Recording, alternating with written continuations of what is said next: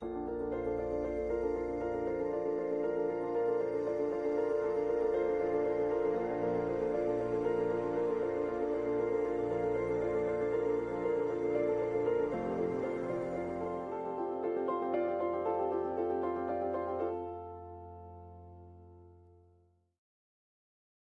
back to A Foggy Day on Olympus, everyone, the home of sane Olympian judgments garnished with mutual abuse.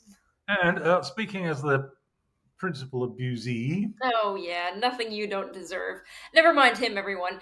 This is now the final episode in our series on the 20th century Balkans, which we are defining quirkily to mean only the territories that at various points formed Yugoslavia.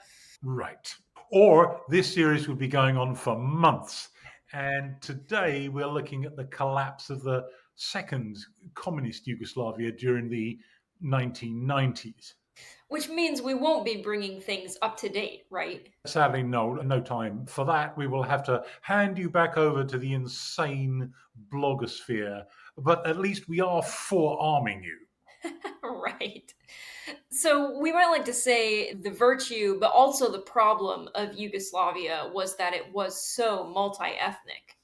Yes, and a reminder of our health warning about all maps like this one. The health warning being that they are simultaneously extremely useful and, if you're not careful, extremely dangerous because the poor old map makers had to colour every bit of territory something or other. And in some cases, there wasn't even a majority present, and in almost all areas there were minorities. So you may be looking at an area that shaded some particular color. That doesn't mean that everybody there was that ethnicity. But with that rather major caveat, what we can see is that the areas in pink are populated predominantly by Serbs. So most of Serbia, including Vojvodina in the north there, not all majority Serbs, but large areas of it. Quite significant areas in Bosnia and some areas in Croatia. Areas shaded yellow, majority Croats. So the rest of Croatia plus some areas in Bosnia. Slovenes in Slovenia, Macedonians in North Macedonia, except for the areas that are purple. And there are purple shaded areas in Kosovo and the northwestern parts of North Macedonia. And brown, Montenegrins. Green stands for Muslims. White, no majority present. So, a pretty big part of this, obviously, is the Serbs. And although most non Serbs continued to grumble that even the second communist, anti nationalist Yugoslavia was still dominated by Serbs, a lot of the Serbs themselves didn't really see things that way at all.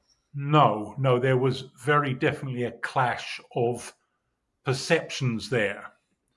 And by the mid 1980s, some Serb intellectuals are getting, let us say, antsy about the direction that they feel Yugoslavia is taking, that its largest ethnic group, not the majority, but the largest ethnic group by some way, the Serbs, are kind of being sidelined. And the result of this fretting was the famous memorandum produced by the Serbian Academy of Sciences and Arts, which is right in the middle of Belgrade. You probably don't remember it, but we have walked past it. It's a prestigious institution to this day. And this was a draft document produced by a 16-member committee from 1985 to 86. And amongst its findings were these contentions, some of them almost trivial concerning the present, and others rather large claims made about the past. So, as a sampler, that between 1690 and 1912, 500,000 Serbs escaped from Kosovo, which for all of that period had been under Ottoman control, where Albanians are now the majority and committing genocide against Serbs, it was argued.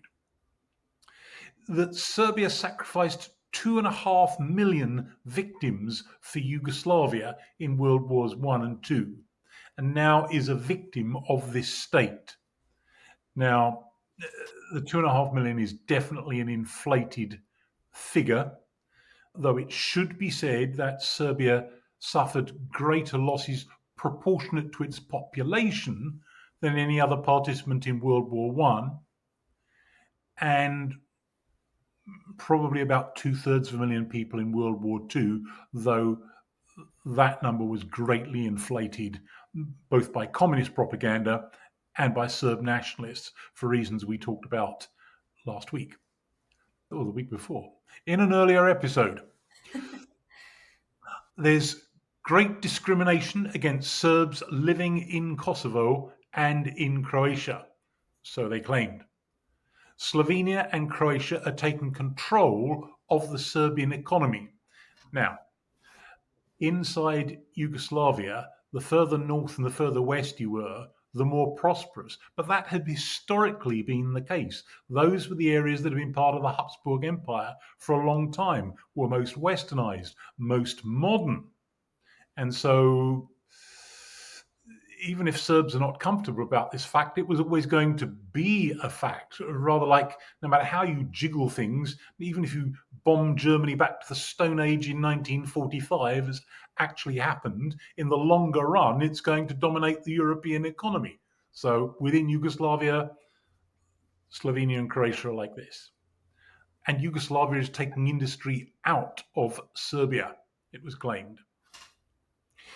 The Yugoslav constitution needs to be changed to safeguard Serbia. Serbs in Croatia are now in danger like never before, which is probably not true, but it would become true in the early 1990s because of the rising tide of Croatian nationalist opinion. And a point I've made elsewhere, nothing feeds nationalism like another group's nationalism. All writers of Serb nationality from Bosnia are Serbs and not Bosnian writers. I mean, this is where the thing gets really trivial, right? How do you compare that to 2.5 million deaths in the world wars? Serbs will not be secure until the creation of full national and cultural unity of Serb people, regardless of where they live. That really can only mean that all people deemed to be ethnic Serbs need to be part of one republic in Yugoslavia. Right. Or accepting that Yugoslavia is going to break up at some point and there needs to be a greater Serbia. Hmm. If Yugoslavia collapses, Serbia must look to its own national interest. So this memorandum is kind of a rallying cry for Serbian grievances, historical and recent, big and trivial. Yes, and was seen to be so at the time. And of course, it just stokes the fires amongst other people's nationalisms. So Tito's been dead for 5 or 6 years now, and things are starting to spiral downwards. And of course, this comes out at the time when communism generally is on the skids right across Eastern Europe. Yeah. Right. And that brings us to the emergence of this man, Slobodan Milosevic. He was president of the League of Communists of Serbia, so the governing party, right, the establishment, and he recasts himself in this period as a Serb nationalist and gained traction over a lot of Serb opinion in the late 1980s and the 1990s. So now Tito had died in 1980, like you said, not too long before this, and no one else could fill his shoes. But Milosevic was determined that if he couldn't be such a figure for Yugoslavia, he would at least be that figure for the Serbs. Yes, yes. I mean, there was a sense, I think, in Yugoslavia that their government was one of non-entities in a way, a load of committees, rotating presidencies, and all the rest of it. And here is this slightly larger than life figure. Well, in 1989, Milosevic gave a strident speech in Kosovo. Now, remember that Kosovo is part of Serbia, but it's an autonomous republic within Serbia, not very autonomous. And on the 600th anniversary of the Battle of Kosovo Polje, he gives this rousing speech saying, "You Serbs of Kosovo, I will not allow you to be beaten any longer," because there are all these atrocity stories going around about how Serbs had been mistreated in individual cases, personal attacks within Kosovo, now that they are very definitely a minority. Now, I know that you'd like to say that the Battle of Kosovo Polje is much more important today than it was in 1389, but you better remind us why. Well, in Serbian mythology, and by mythology here, I don't mean things that didn't happen, I mean the mythological retelling of events that did happen, so as to have a significance that they didn't necessarily have at the time. Right now, there's this kind of nationalist mythology in most countries, but especially perhaps in Serbia. So this is a battle by the Serbian prince Lazar, who is apparently defeated in battle by the Ottoman forces. Actually, there's some discussion as to whether it really was a defeat or a drawn battle, but certainly strategically it would have been a defeat because the Ottomans had so many more men, so much greater resources. And this has a kind of mythic significance for martyred Serbia and the recovery of Kosovo for a resurrected Serbian state in 1912 was seen as the supreme triumph, the apotheosis of this resurrection. And to lose it in the late 20th century simply because there is no longer a Serbian majority in Kosovo. In fact, there hasn't been for a long time. But the situation is now getting fairly acute, just seemed to be a disaster that could not be tolerated. So this sort of feeds along with the rest of their grievances that they had listed. Right, right. Okay, so we've got Milosevic here in Belgrade with his wife Mirjana Markovic, posing as the saviors of Serbdom. Now, Milosevic had married his way to major influence, but they were almost like a weirdly close married couple, weren't they? Yes. Well, her father had been the real big cheese, and he kind of married into this family. And a lot of people compared them to Macbeth and Lady Macbeth, a couple that was extremely close, but involved in all kinds of activities that nobody outside their tight little circle of two would have countenanced. So, yes, there was that aspect to them. It may be like King Charles I and Henrietta Maria. There's another one of those, right? Right. Okay, now before we dive into this process of Croatia breaking away, Yugoslavia splitting apart, why does Croatia want to break away and why wait until the 1980s? Well, Croats were the largest non Serb ethnic group in Yugoslavia, and they had felt very hard done by, with good reason, in interwar Yugoslavia.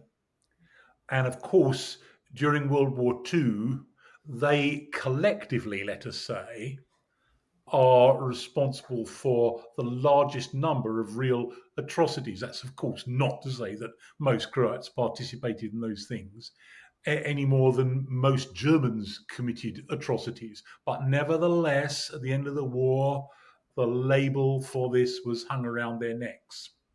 And that was felt. But, a couple of generations further up the line, a lot of ordinary Croats felt that it was just too bad that in Croatia, where maybe only 12 to 15% of the population were Serbs, Serbs were half or more than half of all the police in Zagreb. They dominated senior positions in the military and in the Communist Party, both high up positions and middling positions. And in the mid 1980s and onwards, communism was palpably falling apart. Everybody recognized, and even Communist Party members were openly recognizing, that communism as a system simply didn't work. And with Gorbachev's reforms happening even in the Soviet Union itself, there was a rising tide of opinion in all of the communist countries that these regimes have got to end. And what are they going to be replaced by? Well, by democracy. But in the context of multi-ethnic Yugoslavia, what did that mean? It meant that the state itself was bound to fall apart because not enough people felt that their primal we was Yugoslavia. And so it's during this period that the pressure really starts to build. Right. So you could almost say that Croats felt more Croatian than they did Yugoslav, or the Serbs felt more Serbian than they did. Yes, yes, there were plenty of people who filled in census returns identifying as Yugoslav, but they were way outnumbered by people saying something else. Yes. Well, that brings us to this man, Franjo Tudjman.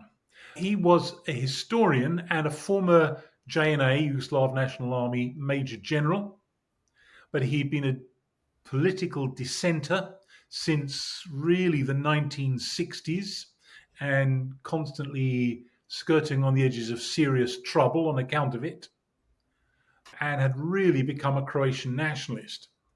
And in 1989, when it was starting to become possible to form political parties, not just the Communist Party, he formed the Croatian Democratic Union, HDZ, aiming at Croatian independence. And by 1990, 1991, there have been enough elections that have produced a majority for that inside Croatia that is what he's going to make an open bid for. And so in 1991, there was a declaration of independence. Well, here is this famous meeting that Milosevic has with Serb regional leaders in March 1991. And by regional leaders, we mean Serbian leaders in Bosnia and in Croatia. We simply consider it a legitimate right and interest of the Serbian nation to live in one state. This is the beginning and the end. And if we have to fight, by God, we're going to fight. I hope that they, Croats, will not be so crazy as to fight against us. If we do not know how to work properly or run an economy, at least we know how to fight properly. Yeah, they've proven that track record before. Right. So we're back here with the Serb leader, Milosevic, and he's accepting the fact that Yugoslavia is breaking up. And he just wants maximalist territory for Serbia when it does. Yes, a greater Serbia. That's right. It would be kind of humorous if we weren't so sinister. He's accepting the fact that they don't know how to run an economy, right? Because Yugoslavia remains poor, and the Serbian part poorer than the Slovene or Croatian part, right? And the idea, at least we know how to fight properly, this buys into the often repeated fallacy that all Serb history is military history, right? I mean, that's junk. But the fact that so many people say it shows how they think about themselves. And he's kind of buying into that as well. Well, there was a plan for JNA forces to march on Zagreb and assisting local Serb militias on the ground. So we can see that on this map here. Now, they didn't quite fulfill this plan, but they did capture about 30% of Croatian territory. So was that enough to make Croatia non-viable as a state? If it had continued in the long term, probably yes. Not simply because, hey, 30%, but because it was all over the place. It was cutting Croatia almost into fragments. I mean, I remember going there in 95, and parts of the Croatian coast could only be reached by boat. It was like going back to the Middle Ages, right, when there were no proper roads at all, because either Serb forces came down to the coast at some points or so close to it that it was dangerous to go along it. Right. So, yes, that was the plan, but they didn't quite get as far as the arrows on this map seem to indicate. But there was a lot of serious fighting in many areas of Croatia. So initial fighting saw JNA forces and local Serb militias pitted against Croatian police units armed with little more than pistols. So it sounds like the Croat moaning had been right. I mean, the JNA was dominated by Serbs. So when push came to shove, it acted as the Serbs' army. Yes, that wasn't initially the rationalization given.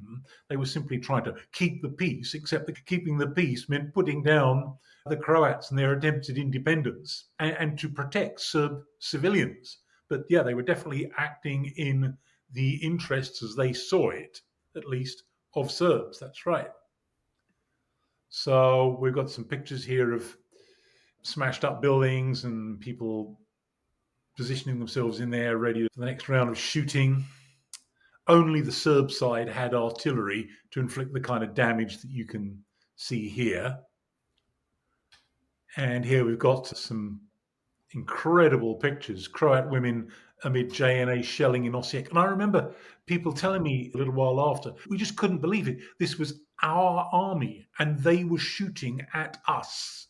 You know, that was such a shock for so many ordinary people. Another picture, same scene here. And here, this poor boy, I'm afraid I don't know the full circumstances. I suspect that dad's been killed or something like that in the fighting. But here are Serbs feeling extremely threatened by the creation of a new Croat state. They're defending their home against Croat forces in Okučani, which is kind of down towards the border with Bosnia. Milosevic and Serb media had stoked their fears, encouraged them to feel afraid, and the foolish actions of Tudjman's new government in Zagreb had done nothing to allay them either. Okay, so two questions here. What fears exactly were Milosevic and co stoking? And what do you mean by Tudjman's foolish actions? Well, what Milosevic and co were saying was this is going back to World War II. There is now a Croatian state. They will start massacring Serbs just like the Ustasha did in 1941 to 45. And so Serbs need to be afraid. They need to arm themselves. This is why the JNA are coming or trying to come to rescue them and so on. And Tudjman is doing nothing to dampen that down. So the currency that he's introducing after breaking away from the Yugoslav dinar is the kuna. That had been the currency in the Ustasha state. And he is organizing, taking down any public signs in Cyrillic script. So it sounds and looks like Serbs are simply being written out of the public life of the new Croatia. And so I'm hearing all this stuff coming on the news from Belgrade on the one hand, and then I'm seeing these other things going on with my own eyes on the other. I'm thinking, yes, this is it. And people who are afraid will do terrible things. Okay, well, the battle for Vukovar, the east end of Croatia, was the bloodiest and the most bitter of what is now called the Domovinski Rat, the Homeland War. At the time, and for some years after, it was called by Croats the War of Serbian Aggression. Right? So it's now been toned down to the Homeland War. I wonder whether 30 or 40 years from now it might be toned down some more and called something else, perhaps a bit more neutral, the War for Croatian independence or something like that. I don't know. But we live in hopes. Let's see. So the center of Vukovar, which had been a beautiful town before the fighting there in the fall of 1991, had been like this. And afterwards, like this. Comparisons were made with Stalingrad, which might seem absurd considering the sheer scale of Stalingrad, right? But the savagery of house to house fighting and killing, such that the center is just left in total ruins, that was not exaggerated. Civilians were right in the middle of the fighting. Essentially, what is the battle about? Well, the town was held by lightly armed Croat forces, and they were besieged by the JNA and local Serb militias, who were, in the end, after 87 days, victorious. And they came in, and then there were some massacres of Croat defenders and of people notoriously in the local hospital. You will remember that we went as part of the group to a memorial site just outside Vukovar, a place called Ovčara, where people have been held, and then another kilometre so further on to the gravesite where people have been shot and buried. Well, this again shows the centre of town after the fighting, and here's some more. When I went there, the town was really much repaired, but it still seemed very quiet. Was that because so many had been killed there? Mostly no, although a lot of people were killed, but that's not really the reason. The loss in population is much bigger than that. So many people have moved away. Lots of Croats left or were driven out. Factories were destroyed. And in any case, there's not much point in rebuilding them because the markets for the things they produced have been broken up into several unfriendly states. So there isn't work. So what's to move back for? Right. So it's a bit like the Habsburg Empire breaking up after World War One. It's just economic dislocation. Quite a bit.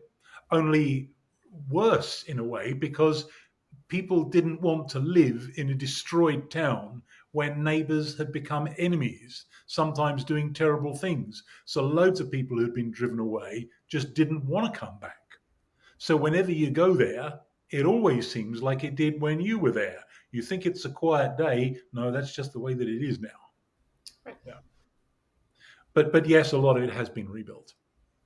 Well, here is a scene from the town after the fall. Now, the graffiti on the wall behind them, can you explain?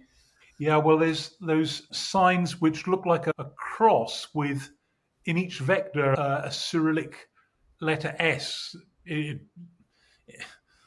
which looks like a Latin C. Supposedly it stands for Samo Sloga Srbina Spasava.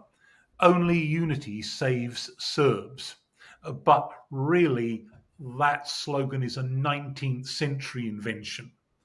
That's not originally what was there. It supposedly goes back to Saint Sava, but in the Middle Ages, but that's not true either. So, like most nationalist iconography, it's either purloined from the Middle Ages genuinely, but given a whole new meaning, or it's only purportedly medieval and actually isn't. But you see this stuff everywhere as like Serb ultra-nationalist graffiti. Yeah. Well, Croats are forced out of their homes by Serb militias. Meanwhile, at the other end of Croatia, so a few hundred miles away, this is one of the altars in the Church of Our Lady of the Rosary during the Serbian occupation of the village of Vrlika in inland Dalmatia. And you've got there, someone's written up Serbia. And yes, we've got our graffiti sign there as well. Now, for a while, there was a ceasefire. Serbia remained under international sanctions, and the pressure on Milosevic was so hard that the militia leaders, Serb militia leaders in Croatia, although they held territory, they now no longer really had the military guarantee of the JNA. And Croatia was rearming. And in May 1995, there was a fairly significant little operation in Western Slavonia called Operation Flash, which recovered load of territory for Croatia. So, given that there was an arms embargo on the whole region, where did Croatia get its weapons from? Well, wherever it could. It got them in particular from Germany and Austria, where Croats were a significant diaspora and still are. But of course, that just reinforced the Serb nationalist idea this is refighting World War II all over again. Of course, it's the Germans and the Austrians who are backing the Croats. What did you expect? Right? But by the time we get to 1995, the Croatian government has had time to organize itself so that it has more soldiers than the Serb held areas of Croatia have people. So when the big operation comes 3 months later, in August 1995, Operation Storm, it was a walkover. And the Croatian army reconquered the rest of the so called RSK, the Republika Srpska Krajina, the Serbian Krajina Republic. So it's like a microstate in just 2 days. Now, this is where the Americans provided major help. Yes, they did. Not so much in the area of weapons as in satellite imagery, so that the Croatian forces knew exactly where they needed to head for, where the concentration of enemy forces were. So the whole thing really was a walkover. Well, this is General Ante Gotovina. He was in charge of the operation, but he was later indicted at The Hague for war crimes in connection with the operation. So, not all the war crimes in the wars of the breakup of Yugoslavia were coming from the Serbs. Basically, wherever people were stronger, that's where war crimes were committed. And in Operation Storm, the Croats were stronger. Right. Now, he only served a year in prison, though, which most Serbs are very bitter about. Yes, quite understandably. He was convicted, sentenced to, I think it was 34 years in prison in 2012. He'd been on the run for a long time. He was discovered in Spain. Right? And in 2013, he was let out after an appeal on what looked like a technicality. And this fueled the discourse amongst many Serbs that although the Hague Tribunal was supposedly impartial justice, it was actually victor's justice. So, yeah, many people are still bitter about that. Well, the Serbs of the RSK had no choice but to surrender within a couple of days, and you can see them doing so here. And Tudjman came in triumph to the captured RSK capital of Knin, which is a medieval castle town in inland Dalmatia. Here he is again, shaking his fists. And so when the RSK forces were smashed, thousands of Serbs simply fled to Bosnia or Serbia. And they're fleeing from places their ancestors had lived in for centuries. Yes, and those ancestors in many cases didn't think of themselves as Serbs. Many had been Vlachs, people speaking a Latin related language quite close to Romanian. Okay, I say this reluctantly, but here's permission to go off on one of your favorite topics. Why couldn't Serbs or Vlachs and Croats keep on living together the way they always had? Because of the coming of modern political circumstances, where they're all part of an empire, where the meaning of the state is the rulership of that man there in Vienna, then the fact that one of us is a Serb and the other one is a Croat or a Vlach or anything else really doesn't matter. You just get on. But where government is in the name of the people, whether it's nationalist dictatorship, communist dictatorship, or even democracy, then suddenly we see one another as rivals for the same goods, for political power.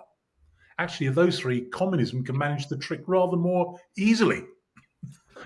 Right? But that's what had held Yugoslavia together. So, yeah, it's the coming of modern political ideologies that make it harder to live together. I realize that's very counterintuitive, particularly for Americans, because they see the meaning of their country as a way in which all kinds of people can live together. Although, as we see, maybe even their project is starting to come a little bit unglued now. But this is part of the nature of American exceptionalism, really. I used to love to tease students in America by saying, no, America really is exceptional, just not in any of the ways that Americans think it is. This is one of the ways in which it was exceptional, because in America, the state existed before most of the people had showed up, right? Right. Right? Just think of, your maiden surname or the surname you have now, and it relates to people who probably, almost certainly, weren't there even as much as 100 years ago, right? So you come Right. in and the state's there. Do you want in or do you not? Well, under those circumstances, the state can make you like so and so and so. But when roughly the same people have been living in the same places for centuries and centuries, in some cases a millennium or two, the question arises about how you're going to shape the state around the people and not the other way around. Right. Right. All right, let's move on from there because that could delay us quite a while, couldn't it? So that's the Croatian episode. So Slovenia had broken away from Yugoslavia with only a brief spasm of violence. And now here we had Croatia was breaking away with 25,000 people killed. And in 1992, the fighting spreads to Bosnia. So, did most Bosnians want to break away too? No, they didn't, because whether you were a Bosnian Serb, a Bosnian Croat, or a Bosniak, Bosnian Muslim, you knew that your part of Yugoslavia was the most fragile of the lot, right? It was very hard to say, if we were going to start dividing territory up amongst ethnicities, what would, could, or should happen. So the large majority of people in Bosnia desperately wanted Yugoslavia to stay together. The trouble is, once the unraveling started, once Slovenia had broken away without too much violence, and once most of Croatia had broken away and bits of it had fragmented, what was left of Yugoslavia was even more Serb dominated than Yugoslavia had been before, because nearly all the Serbs were still in it. And so for Bosnian Croats and Bosnian Muslims, that was unacceptable. So at that point, reluctantly, they did want to break away. Now, we need to say this very clearly because so many people misunderstand what the Bosnian War was about. It was not. It was not a war about whether Bosnia could break away from Yugoslavia. That reluctantly was accepted even by the government in Belgrade. The war was about this question. Given that Bosnia is breaking away from Yugoslavia, can Serb areas of Bosnia break away from Bosnia? And the Bosnian Serbs said, yes, we must be allowed to do this, because otherwise we will be in the hands of some Ustasha-like power. And the Muslims and Croats were fighting to say, no, you can't do that. Bosnia must be kept together. And that was and that remains the central fissure in Bosnian politics to this day. Okay, so here is another one of those pesky maps again, showing the ethnic majorities in Bosnia. Right. Now, Bosnians hadn't always been the biggest group, but by the 1990s they were. And now they're an actual majority. Yeah, now there's an actual majority of Muslims, Bosniaks, in Bosnia. In 1993, so about a year into the war, they are simply the biggest group. And this guy, Radovan Karadzic, is a psychiatrist who emerged as the Bosnian Serbs' political leader. Now, this guy becomes an actual war criminal. Maybe he should have been one of his own patients. Yeah, psychopathic tendencies going on there, I think, yes. And as in Croatia, the Bosnian Serbs had a huge advantage because they had the weaponry of the JNA at their disposal in a way that the Muslims and Croats didn't. So they have a big military advantage. It should also be said, in entire fairness to Bosnian Serbs, that although they were not the biggest group in Bosnia, historically they were agricultural, mostly peasants. The towns tended to be Muslim dominated, and that goes back to Ottoman times, right? Centers of administration, centers of Islamization, and so on. So the Serbs tended to predominate in the countryside. So without being a majority of the whole population, they could be a majority in a majority of the territory, right? That does make sense. And they certainly aspired to have control of it. Well, here is Karadzic with the Bosnian Serbs' military leader, General Ratko Mladic, someone else who was also found guilty of war crimes. And this guy, Alija Izetbegovic, was the Bosnian Muslims' political leader. Now, he was a smooth talking person who knew how to appeal to the West and to portray his people as victims. Were they mostly victims in this conflict? Yes, they were. Yes, he certainly was a good, smooth talker who knew how to appeal to the West for help, outside intervention, the United Nations, NATO maybe, and to come across as a voice of sweet reason. Muslims were mostly the victims. Yes, they were. Not necessarily because they are more virtuous as people, as we can see by comparing what happened in World War II with what happened in the 1990s. War crimes tend to be perpetrated by people who have the military advantage locally. And sometimes locally, Muslims had that advantage, and some of their people committed war crimes against Serbs as well. And as we shall see in a moment, Croats too. Well, here are Tudjman and Milosevic seen together with Karadzic, the Bosnian Serb leader. These enemies were widely believed to have made informal territorial agreements between themselves. Here they are looking at a map together. And discussion of the wars of the 1990s continues to this day to be mired, locally at least, not perhaps so much by foreigners like us, in conspiracy theories.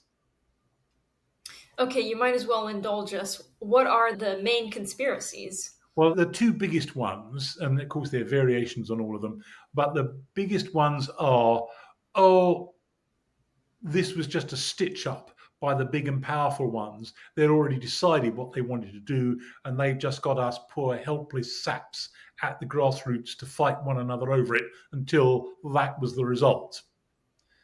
And the other one is, oh, it was all a lot of big power interference behind the scenes, trying to break up Yugoslavia, trying to have some states in the Western sphere of influence, and all the rest of it. Well, it's not that these leaders weren't perfectly capable of colluding with one another, or at least quasi negotiating with one another. And it's not that the foreigners didn't interfere. Both of those things did happen. But the point of the conspiracy theories is to try and absolve local people from guilt for the rather horrible crimes and fighting in which they took part. They weren't set up to it. The thing took on a dynamic of its own and people got sucked into the violence. But it wasn't the result of a conspiracy. But lots of people want to go for that, partly because people who feel disempowered naturally gravitate towards conspiracy theories. And we find that in, well, a number of other countries too. But particularly in respect of something like this, because it's almost kind of consoling. What could we have done? We were mere tools in the hands of people who knew better than us. that. Yeah, and that's Yeah, kind of it's not our fault. That's what everybody likes to say. right. Yes, yes, yes. The concentration camp guards plea, "I was only following orders." Yes. Well, here we have civilians taking cover as Serb snipers fire on ordinary people, not just military targets, in Sarajevo. So the population made easy targets, didn't they? Because Sarajevo runs along a valley, and the Serb militia held almost all the hills around it. Yes.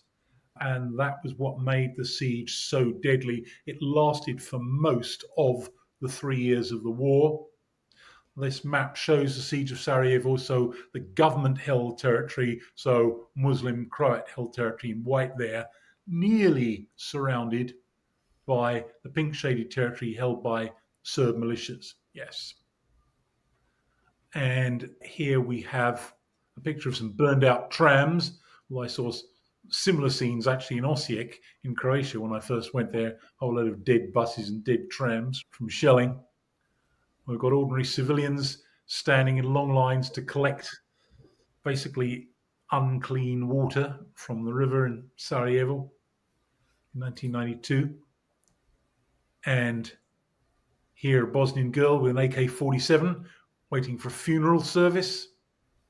And here we have a Bosnian Serb woman at her son's grave outside Sarajevo. So perhaps he had been part of the besieging Serb militias, I don't know, in late 1995. Well, more than 10,000 people died in the siege of Sarajevo. And as you can see from this graph, June 1992 was the worst month. Killings declined in 1994 and then rose again in 95. Now, aid shipments to the people and threats by the UN and NATO helped people to survive, but it also simply prolonged the siege, right? Yeah, I have a feeling that if the help hadn't been given, then probably Sarajevo would have fallen. I don't know whether that translates into, well, it would have been better to let that happen. What would have happened then if the city had fallen? Would there have been some large scale massacre of Muslims and Croats in the city? Well, we can't know, but given the behaviour of the Serb militias in any case, it's not unreasonable to believe that there might well have been such a thing. Here we have a Serb militia burning the house of either a Croat or a Muslim family. Yeah, but the Serbs weren't the only ones to do this. No, they weren't. And one of the most frustrating things is that everybody lies. They all did it. And they all said, no, no, it's only the other guys that do it to our people. So when the other guys' houses go up in flames, that's because they burned their own houses when they were leaving so that we couldn't possess them. And everybody says that. Here we've got a Muslim man begging for his life from Serb militias, and I just got a horrible feeling that he didn't survive. Partway through the war, these awful pictures emerged of detention camps run by Bosnian Serbs. This one is at Omarska, and another one here at Trnopolje. And this damned the Serb cause in the eyes of global public opinion because these are so obviously resonant of World War II and scenes that people hoped that they would never see again. Right. It does look an awful lot like World War II right here. Yeah, it really does. And this from fairly early in the war in November 92 at Skelani. These are Bosnian Serb women blocking a UN aid convoy from delivering food to the Muslim held enclave of Srebrenica. Now, Srebrenica at that point was not yet the byword that it would become almost 3 years later. So their group has the upper hand in eastern Bosnia, but they still see the Muslims as a threat to their safety? Yes. This is, again, one of the frustrating things talking to almost anybody who lived through that period, both in Croatia and in Bosnia, that all groups see themselves primarily as victims, and yet so many people from all the different parties died, a lot of them under horrible circumstances. Here we've got a Muslim soldier liberating his village, and he finds that all the other inhabitants have been killed. So you can see he's just totally distraught. Here we've got a older Muslim woman expelled from her village, and she's waiting to be given housing in houses from which Serbs have been driven out. Yeah, the ethnic cleansing and driving people out created a complete jigsaw puzzle that it took many years after the war to really sort this out, right?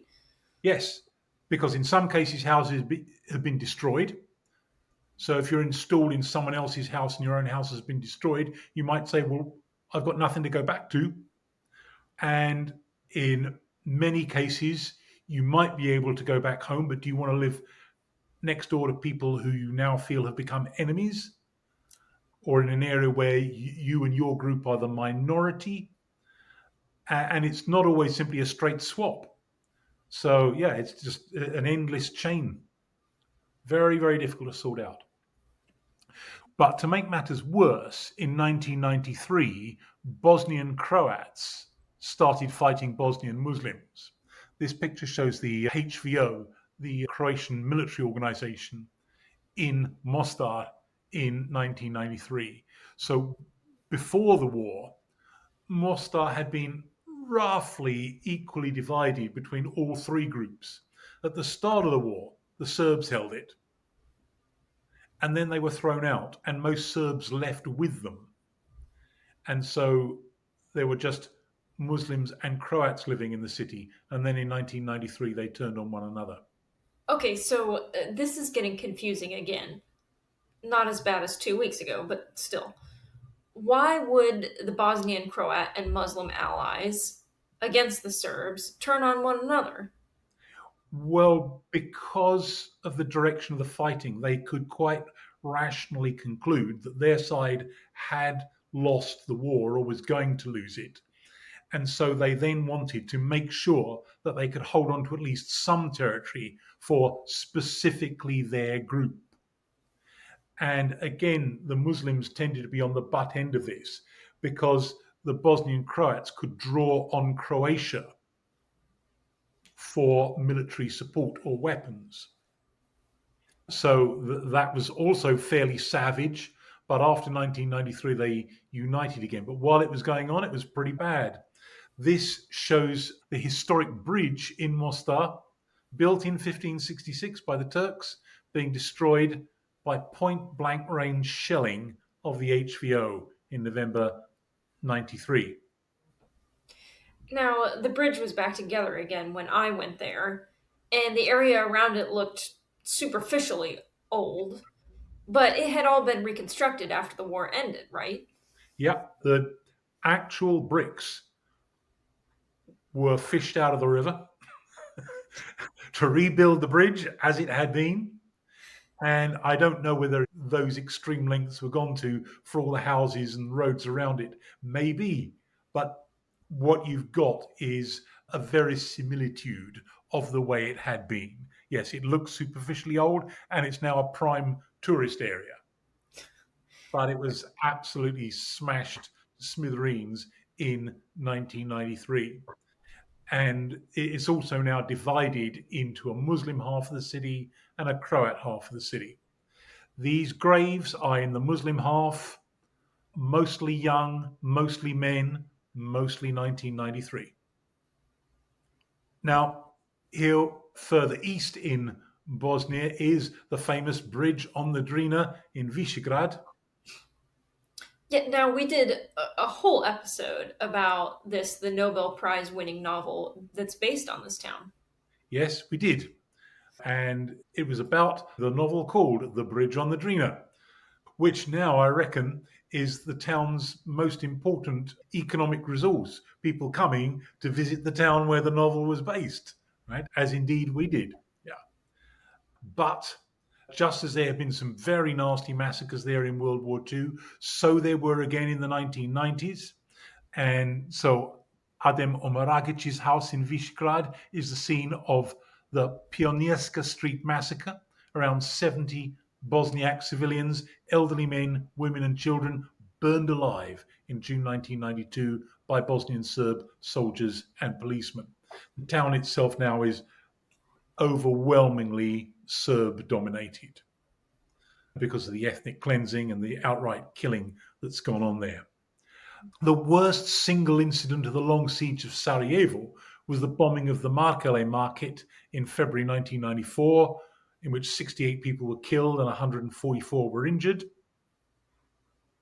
Yeah, we saw the memorial that they put up there, but the place still functions as a market selling fruit and vegetables, etc. Yeah, it's back to the way that it was. But yes, it's got a memorial there showing exactly what happened.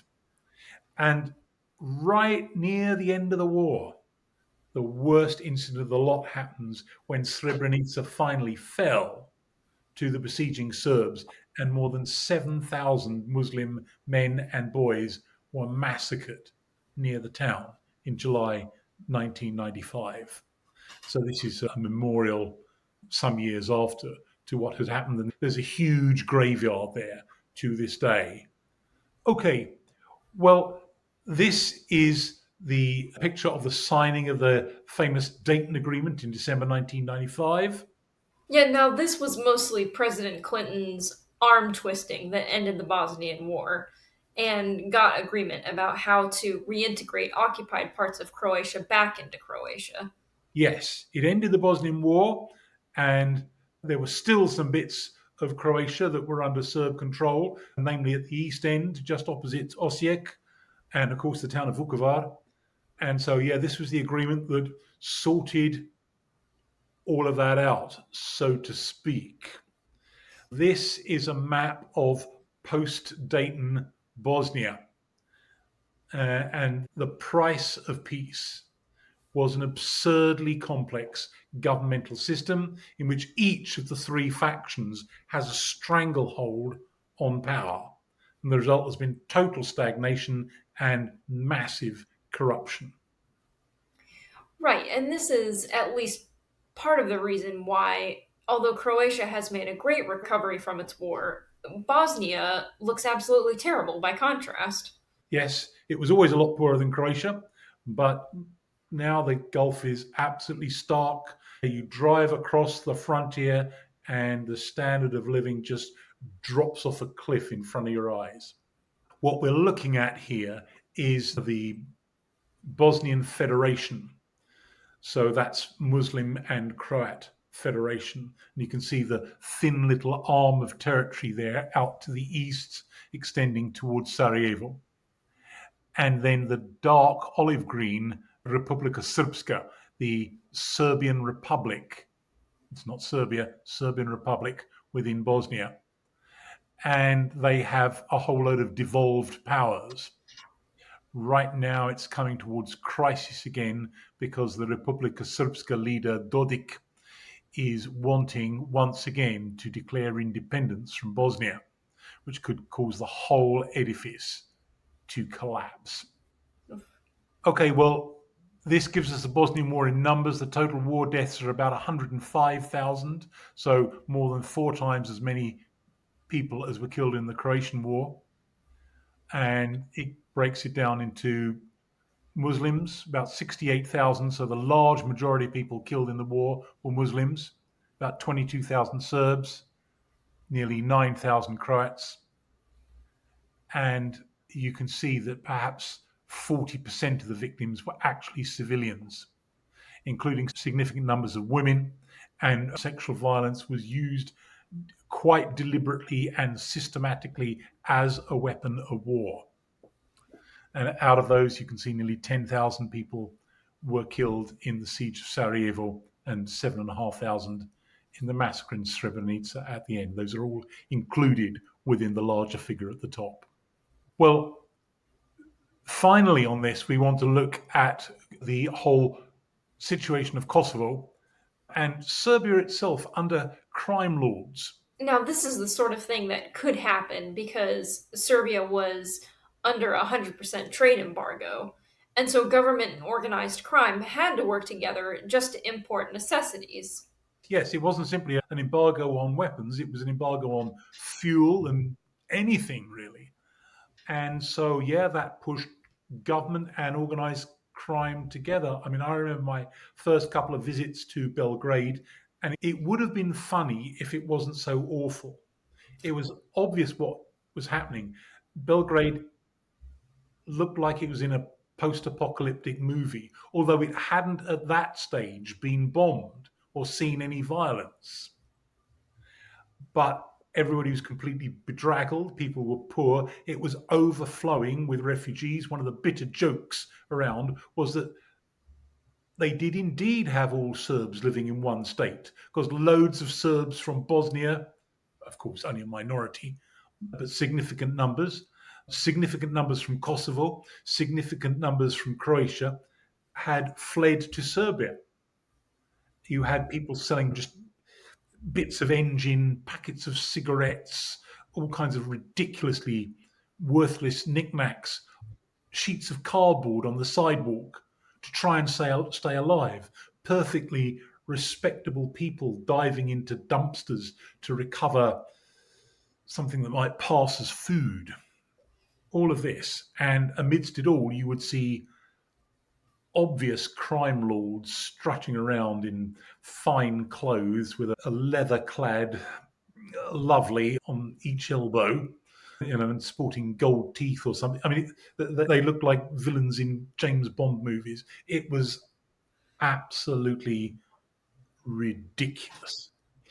And this guy, Zeljko Rajnatovic, was the archetypical crime lord. He had a whole string of really serious offences, murder and bank robberies in several European countries during the 1980s. When the fighting broke out, this was his chance. He went back to Belgrade and reinvented himself as a hyper nationalist leader of his own militia, the Tigers, and they were guilty of a lot of the worst war crimes in Croatia and Bosnia. You can see he comes to a sticky end in 2000 when he was gunned down by some other villains in the lobby of one of the swankier hotels in Belgrade. But before that happened, here he is getting married to Turbo Folk singer Ceca, Svetlana Veličković, in 1995. This was the wedding of the decade in Belgrade with gaudy Orthodox crosses round their necks, or at least round Arkan's neck. Yeah, and this girl, Sesa, she still has a gigantic following, doesn't she? I mean, Americans could think like Taylor Swift, but with underworld connections. Yeah, that would be about it. Yes, I don't know if I showed to your group, but a number of groups of students, I showed a clip of one of her vast concerts in the Ušće Stadium in Belgrade, singing her songs with this huge backing band. And loads of times she would just point the microphone at the crowd and they knew all the lyrics and were singing them back to her. And one of the points I know I made to a lot of people was, look at that crowd. I mean, she's so obviously a sex symbol, and yet 80% at least of the crowd are young women. How do you work that out? Are they gay? No. She is who they wanted to be. Right. Right. She is who they wanted to be. Oh. So, yes, an enormous following she still has. Okay, well, during this period, Kosovo, where so much of the trouble had started, was coming finally to the boil. And in 1998, it becomes really, really seriously violent. This guy, the Kosovo Albanians' political leader, Ibrahim Rugova, wasn't at all violent. There certainly were violent Kosovo Albanians. The KLA, the Kosovo Liberation Army. But this guy was committed to non-violence. But for this reason, he couldn't negotiate Kosovo's way out of Serbia. He was outflanked by Albanian militias. Now, by this time, the population of Kosovo was almost 90% Albanian. Yes, it was. And with all of the kind of propaganda that Milosevic and co have been pumping out of Belgrade for years and years, and particularly highlighting individual extremely nasty crimes perpetrated against Serbia, loads of Serbs there felt absolutely terrified. And so you get Serb militias sweeping in 1998 with a wink from the government in Belgrade, sweeping through Kosovo, terrorizing the Albanian population. This man is in tears, not just for his destroyed home, but for his three sons who've been decapitated. This girl is walking past her destroyed house where her father and brother have been killed by these militias. And refugees fled en masse to Macedonia and Albania, as we can see here. So, really, we have the large majority of the population being driven out. Oh, yeah, well over 50% of people simply got out of their homes and went over the nearest border into northern Albania, north, or into Macedonia. And here are a load of them showing up at the Macedonian border in 1999. Now, no country wants a mass influx of refugees, but Macedonia had an extra reason, didn't it? Yes, it did.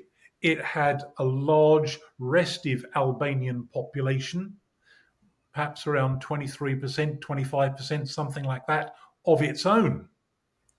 And now they're about to be made a present of hundreds of thousands more refugees, all ethnic Albanians. Macedonia is, in any case, a poor country, a little unstable, whose neighbours are casting greedy eyes upon its territory. So this seemed like an existential threat to the very existence of the country. So the government of Macedonia at the time needed very, very strong reassurances indeed. Some of them outright lies from people like Tony Blair promising them a fast track into the EU if they would accept these refugees. And of course, no such thing has ever materialized. So here are a load of them showing up at the border. And again, see the soldiers wearing face masks there. And Granny came too. And this girl here, my goodness me, what a pose.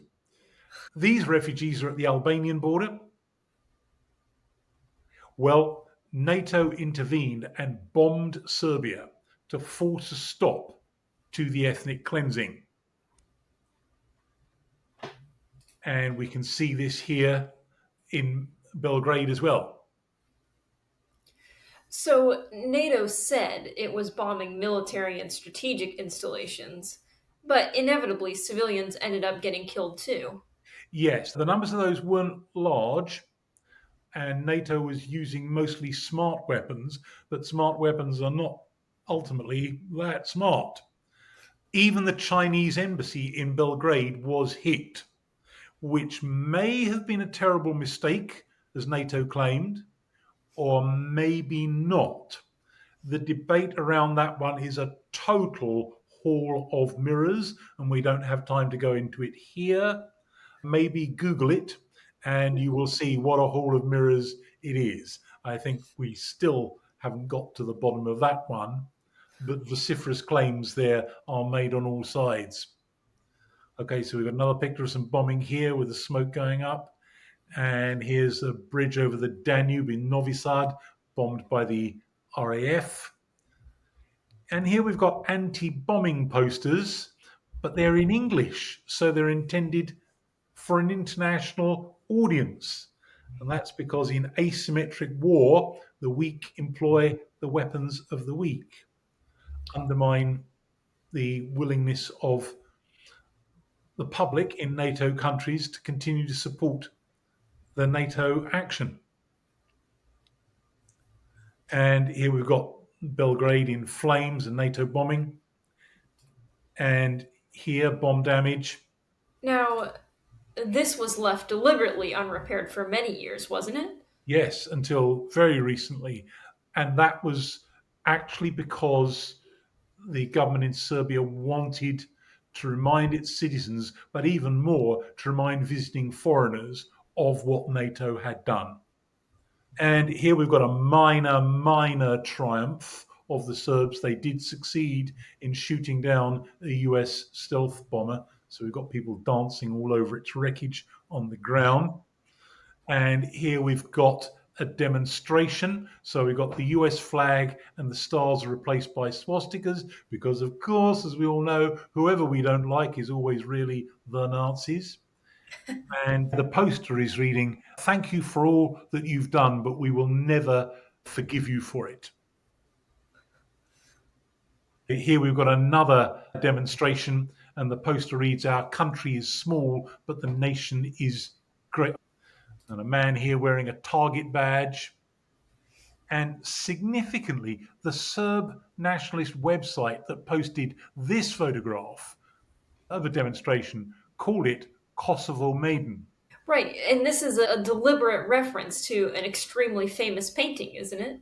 Yes, by Uroš Predic, painted in 1919, a painting of a scene after the Battle of Kosovo Polje in 1389, where a maiden is giving succor to a dying Serbian hero on the field of battle. And you will see copies of this painting in private homes, in public buildings, in shops and offices everywhere. And so there's the pretty girl in the middle of the picture there. And of course, the demonstration is about Kosovo. So they're calling this picture Kosovo Maiden as a reference to this very famous painting. Well, when Belgrade capitulated to NATO, as it was bound to do, a Serb exodus from Kosovo begins. And here we've got people leaving, looking very anxious, woman carrying a child here, and old lady raising her hands in despair. And now Serb homes are burned, sometimes by their departing owners. But again, there's that whole question of doubt as to whether that really was the case. We've got to get out and we're blowed if the other lot are going to have it, or whether they are being burned out by their neighbours. And Kosovo Albanians returning from the refugee camps inside Albania and Macedonia. And along with them, the triumphant Albanian militias. And here we've got a picture of some of them waving flags. Now, the KLA was part nationalist militia defending the people and also part organized crime. Yes. At the time this all happened, I was teaching at a college in London, and I had a surprise. My students and my colleagues asked me to give a one off lecture during lunch hour on what the heck was happening and the history behind this. So I gave a potted history, including some of this, but also going way back further than we've got time to do here. But I made a prediction that the Serb nationalists had one thing, one argument in their favour, and that was that a future independent Kosovo would not be a sort of Balkan Belgium, it would be a bandit state run by mafia. And largely that has proven to be correct. So here we've got Albanian militias and their various graffiti or wall icons, whatever you want to call them, set to play a big part in Kosovo's life. And Kosovo with an A is the Albanian name for Kosovo. Yes, that's right. Well, NATO forces came in to try to reassure remaining Serbs, like these Orthodox priests here. But the problem being that Kosovo is home to some of the most important medieval Serbian monasteries. Yes, and that was part of the passion with which most ordinary Serbs wanted to defend Kosovo, hang on to it as part of Serbia. And that's still part of what's going on today. I mean, I remember a very wise friend of mine in Belgrade. He was a Serb nationalist too. But before the worst of all of this happened, he said, "Well, I really don't like this, but the way things are going, given the differences in birth rates, by 2030, Kosovar Albanians will be a majority in the Serb National Army. I don't want to grow old in that country. Let them have it, and let us keep the monasteries and extraterritorial roads. And I think if in, say, certainly early 1998, that had been the offer, it would have been accepted. And as so often with nationalist overreach in various countries, they lose what they could have had for the asking by going for maximalist claims.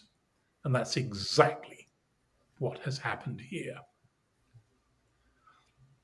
Well, historic Serbian Orthodox monasteries were now vulnerable to destruction, and several of them have been destroyed because you can't have guards everywhere all the time for decades and decades on end.